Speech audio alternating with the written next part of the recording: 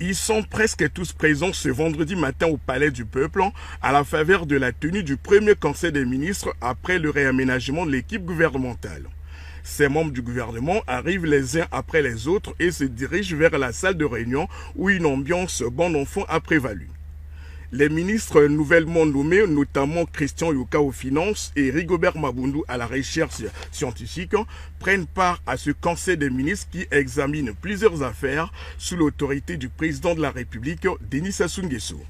Il s'agit de deux projets de loi présentés par le ministère des Affaires sociales, dont l'un porte sur la protection et la promotion des droits de la personne âgée et l'autre sur la protection et la promotion des droits de la personne vivant avec handicap en République du Congo.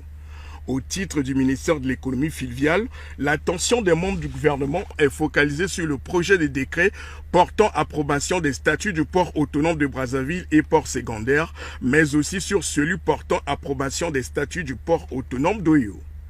À ce Conseil des ministres, les discussions portent également sur les projets de décret relatifs à la création du diplôme national du brevet de technicien supérieur soumis par le ministère de l'Enseignement supérieur et celui lié à l'approbation de la stratégie nationale de migration de l'économie informelle vers l'économie formelle présentée par le ministère de la Promotion de la Femme. À noter que ce Conseil des ministres, le premier de l'année 2025, pourrait être l'occasion pour le chef de l'État d'appeler les membres du gouvernement à plus d'efficacité et à l'obligation des résultats face aux nombreux défis auxquels le Congo est appelé à relever au cours des 12 prochains mois.